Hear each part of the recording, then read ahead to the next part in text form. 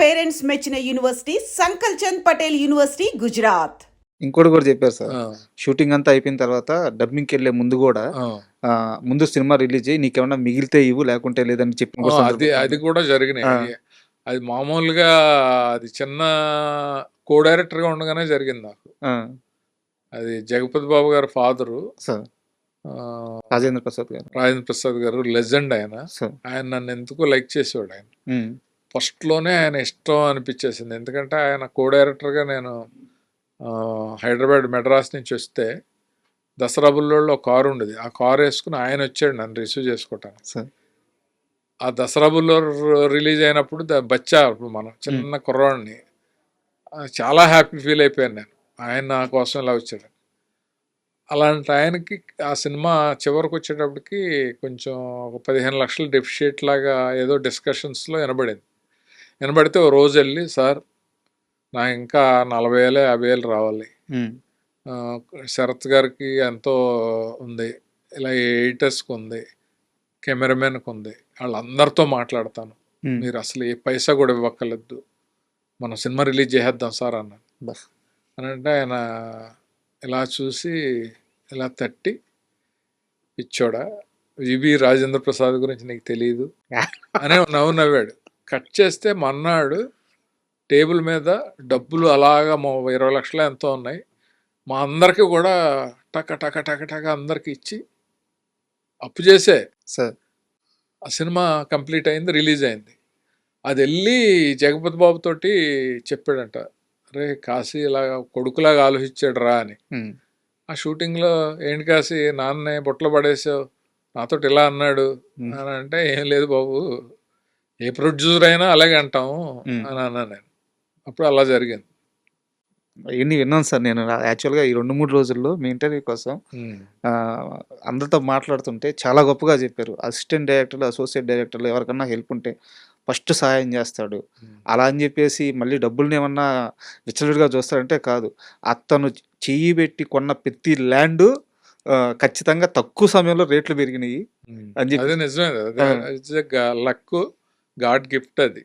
అంటే రియల్ ఎస్టేట్లో తెలివితేటల కంటే కూడా నా ఉద్దేశంలో టైమింగ్, లక్ చాలా ఇంపార్టెంట్. సార్ ఆ టైంలో ఆ ప్లేస్లో మనం కొనడానికి మన దగ్గర డబ్బులు ఉన్నాయి, కొనాలని మనం వెళ్ళి ప్రయత్నం చేసాము అనేది చాలా ఇంపార్టెంట్. నేను తెలివిగా ప్లాన్ చేశాను అని అంటే ఇప్పుడు నేను చేయలేం కదా. సార్ ఇప్పుడు గజం ఎక్కడ చూసినా 2 లక్షలు 3 లక్షలు అయిపోయాక నా తెలివితేటలు ఏముంటాయి. సో అందువల్ల బట్ ఒకటి ఏంటంటే, డబ్బు అనేది మనం చాలా రెస్పెక్ట్ ఇవ్వాలి. లక్ష్మీదేవి అంటామా లేకపోతే ఇంకో ఏదో పేరు పెట్టుకుంటాం. రెస్పెక్ట్ ఇస్తే మనకి కలిసి వచ్చేలాగా చేస్తుంది, మనం పడిపోకుండా చూస్తుంది, ఇవన్నీ ఉంటాయి. దుబారా చేసేసి మీనింగ్లెస్ ఎక్స్పెండిచర్ చేసేసి రేపు అనేది ఒకటి ఉంటుంది అనేది ఆలోచించకుండా చేసేసిన వాళ్ళందరూ కూడా చాలా ఇబ్బంది పడ్డారు. దేకిచ్చేస్తుంది మనిషిని. ఎక్కడికి వెళ్ళినా డబ్బు పుట్టదు, డబ్బు లేకపోతే రోజు గడవదు. సో అందువల్ల ఏంటంటే నేను ఎవరికైనా ఒక మాట చెప్తాను, పెద్దలు దీపం ఉండగా వెళ్ళి చక్క పెట్టుకోరా అని అంటారు. దాని అర్థం మనం కరెక్ట్గా పర్ఫెక్ట్గా తెలుసుకుంటే, నీకు ఆదాయం వచ్చినప్పుడు ఆదాయాన్ని సద్వినియోగం చేసుకోరా అని అర్థం. సార్ సో ఒకవేళ నీకు టైం లేకపోతే, దీపం ఉన్నప్పుడు ఇల్లు చక్క పెట్టుకునే టైం నీకు లేకపోతే అట్లీస్ట్ ఒక టార్చ్ లైట్ కొనుక్కో, ఆ వెలుగులైనా నువ్వు చక్క పెట్టుకోవచ్చు అని నేను సరదాగా అందరితో ఇంటర్వ్యూలో కూడా చెప్తాను. నేను అంటే మనకి మనం నమ్ముకుని ఒక ఫ్యామిలీ వచ్చినప్పుడు ఆ ఫ్యామిలీతో గేమ్లు ఆడకూడదు. సార్ సో వాళ్ళ భవిష్యత్తు కానీ పిల్లల చదువులు కానీ ఎవరిని అడిగిన ఇండస్ట్రీలో టైం బాగోకపోతే, సక్సెస్ లేకపోతే రూపాయి కూడా హెల్ప్ చేయరు, ఎవరికి చేయరు. మీతోటి అవసరం ఉందంటే పాతాళంలో ఉన్న తవ్వి బయటికి తీసుకొచ్చి మీకు మర్యాదలు చేసి మిమ్మల్ని ఇచ్చేస్తారు. అవసరం లేదంటే పక్కంటే వెళ్ళినా పట్టించుకోని పరిస్థితులు ఇండస్ట్రీలో 90% చూశాను నేను. ఎందుకంటే చాలామందిని చూశాను. సార్ ఒక ప్రొడ్యూసరు ఇల్లు చూసి ఆహా ఎలా ఉండాలి అని అనుకునే స్టేజ్ నుంచి, నేను కారు కొనుక్కుని కారులో వెళ్తుంటే అదే ప్రొడ్యూసరు లోనా మీద వెళ్ళటం చూశాను నేను. సో అవన్నీ చూసినప్పుడు మనకేముంటుంది అని అంటే అవన్నీ దేనివల్ల జాగ్రత్త లేకపోవడం వల్ల. జాగ్రత్త లేకపోవటం, ముందు చూపు జాగ్రత్త. ముందు చూపు జాగ్రత్త, తర్వాత రోజులన్నీ ఇలాగే ఉంటాయి. ఉండవుగా. రోజు మన ఇంటికి కోరొస్తే, రోజు మనం యాక్టర్లా ఉంటాం, రోజు మనకి క్యారవాన్ ఉంటుంది, రోజు ఫోన్ చేసి మేనేజరు చెక్లు పంపిస్తాడు అనేది ఎవరికి జరుగుతుంది? ప్రపంచంలో హీరోలకే జరగదు. అవును. హీరోలు పెద్ద పెద్ద హీరోలకే 5 ఏళ్ళు 10 ఏళ్ళు గ్యాప్ వచ్చిన వాళ్ళు ఉన్నారు. ఉన్నారు. అవును.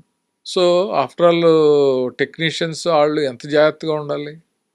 ఇంకోటి, మనం విలేజెస్లో ఉన్నప్పుడు, మన ఊర్లో మనం ఉన్నప్పుడు, మనం చదివినప్పుడు ఒక వ్యాపారం చేస్తే లాభం వస్తుంది, ఒక వ్యవసాయం చేస్తే ఆదాయం వస్తుంది, ఒక ఉద్యోగం చేస్తే జీతం వస్తుంది.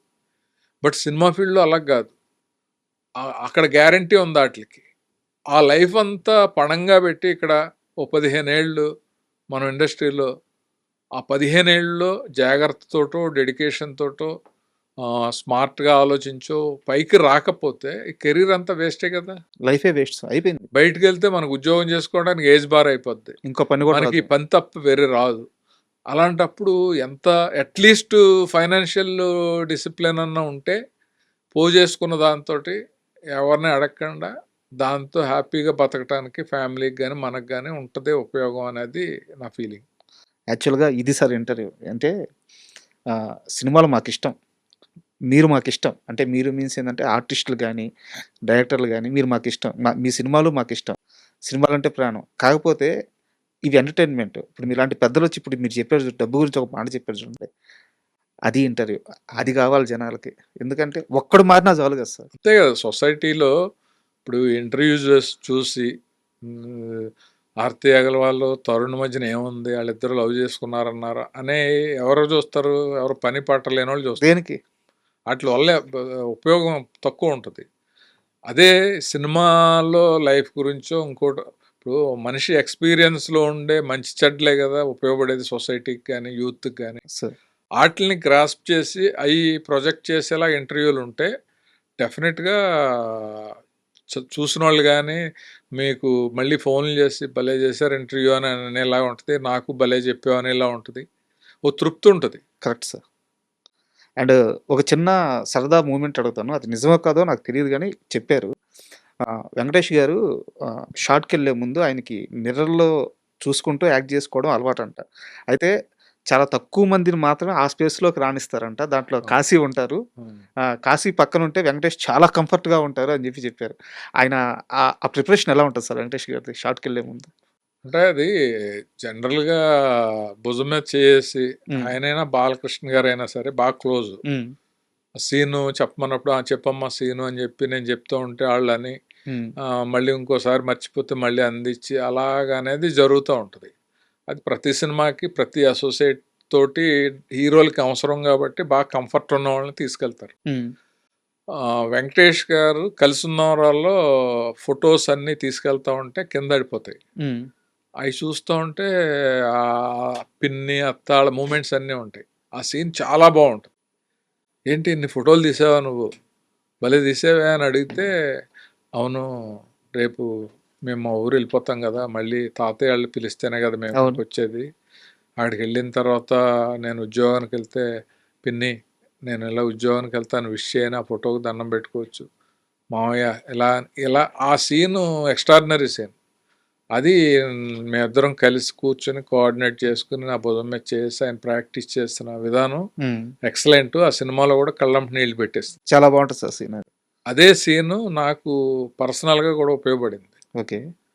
నచ్చావలిలో మొత్తం నేను యాక్టర్ అయిన తర్వాత ఫస్ట్ టైం కామెడీ సీన్స్ మామూలు అన్ని సీన్స్ అన్నీ అయిపోతున్నాయి. బట్ వైఫ్ చనిపోయేటప్పుడు కళ్ళమ్మ నీళ్లు తెప్పించేలాగా ఒక పెద్ద సీన్ ప్లాన్ చేశాడు రవి. నిన్ను టేకెన్ ఫర్ గ్రాంటెడ్ లాగా చూశాను నేను. తలనొప్పి అంటే నేను పట్టించుకోలేదు, ఒక అమృతాంజనం సీసా కూడా తీసుకురాలేదు, కానీ క్యాన్సర్ వచ్చి నువ్వు చనిపోతున్నావు, ఇప్పుడు నేను ఎలాగా నా కొడుకుని ఎలా అనే సిచ్యువేషన్లో ఆ సీన్ చేసేటప్పుడు నాకు ఎలాగ యాక్టర్ కాదు, నేను డైరెక్టర్ మనోడు యాక్టర్ చేసాడు నమ్మకంతో, ఇప్పుడు వరకు ఫన్నీ సీన్స్ అన్నీ బాగానే వచ్చినాయి, ఈ సీన్ ఎలాగా అనుకుంటే ఓ రోజు ప్లాన్ చేశాడు. ఆ రోజు వద్దు రవి రేపు పెట్టొచ్చు కదా అని అంటే, లేదు నువ్వు చేసేస్తావు అన్నాడు.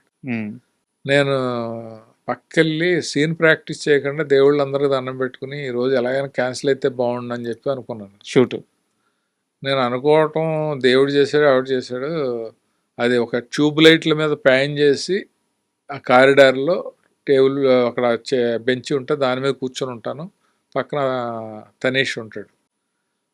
ఆ ట్యూబ్ లైట్లు వరుసగా 3 అన్న పేలిపోయినాయి. పేలిపోతే ఎక్కడో రామోజీ ఫిలిం సిటీ అమీర్పేట వెళ్ళి రావాలి, టైం లేదా. సరే అది ప్యాకప్ రేపు చేసుకుందాం అన్నాడు. అప్పుడు నేను రూమ్కి వెళ్ళిపోయి మీకు గ్యాప్ దొరికింది. నేను తారాలోనూ రూమ్ వేయమని, నేను ఇప్పుడు సిటీ రాను ఇక్కడే ఉంటానని చెప్పి ఆ రోజు 1 గంట వరకు ఈ సీన్ ఎలా చేయాలని చెప్పి, అప్పుడు నాకు వెంకటేష్ బాబు తను ప్రాక్టీస్ చేసిన విధానం నా భుజం మీద చేసి నాకు చెప్పటం, చెప్పేటప్పుడే కళ్ళం నీళ్ళు రావటం, అది కరెక్ట్ ఎమోషను, దాన్ని పట్టుకుని చేద్దామని చెప్పి ప్రిపేర్ అయిపోయి మర్నాడు షూటింగ్కి వెళ్ళి టేక్ 1లో ఓకే చేసి మానిటర్ దగ్గర చూసేవాళ్ళు అందరు కళ్ళం నీళ్ళు వచ్చి, రవిబాబు కూడా చంపేసావు కాసి అదరగొడేసావు నువ్వు మామూలుగా అని అనేసి వెళ్ళిపోయాడు.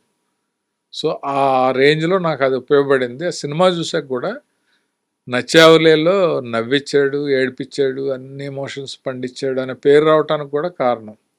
Correct sir. నాకు ఆ సీన్ అంతా గుర్తుంది.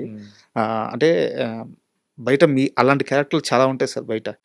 భార్యని అంటే వాళ్ళు ఏదో ఇబ్బంది పెట్టాలని కాదు, భార్యని ఒక గ్రాంటెడ్గా తీసేసుకోవడమే. నా మనిషి, నేనేం చెప్పినా చేస్తుంది, నా కోసం ఏమన్నా చేస్తుంది. ఎంత మంచి రవిబాబు ఎంత మంచి సీన్ డిజైన్ చేశాడంటే, దాంట్లో చాకలోడు బట్టల మూటలు తీసుకొస్తే చాకలి ఆ మూటలన్నీ దాని మీద పెట్టుకుని ఒకటి వెళ్తూ ఉంటే అది బ్యాలెన్స్ తప్పి మూట కింద పడిపోద్ది. అర్రే చూసుకోవా అని చెప్పి నేను మూట తీసుకెళ్ళి ఆ పైన పెడతాను, కానీ ఒక 2 మూటలు నేను మోసుకుని లోపలికి తీసుకెళ్ళటం చేయండి. అవును. సో అంత టేకెన్ ఫర్ గ్రాంటెడ్ అంటారు, అలాగా చూశాను నేను. నీకు ఏ హెల్ప్ చేయలేకపోయాను అని బాధపడే సీక్వెన్స్గా అన్నీ కూడా చాలా బాగా. And for more videos, Please subscribe to iDream. Please subscribe to iDream. Please subscribe iDream. And please subscribe to iDream. For more videos, subscribe to iDream. please like, share and subscribe to the channel. Congratulations, iDream. Subscribe to iDream. Subscribe to iDream.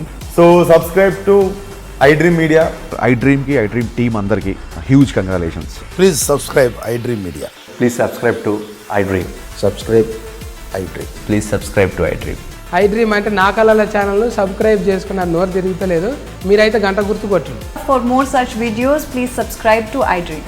Subscribe to iDream. Please subscribe to iDream. Please subscribe iDream Media. Please do subscribe to iDream. Please subscribe to iDream Media. For best entertainment and information, please subscribe iDream. And don't forget to subscribe to iDream.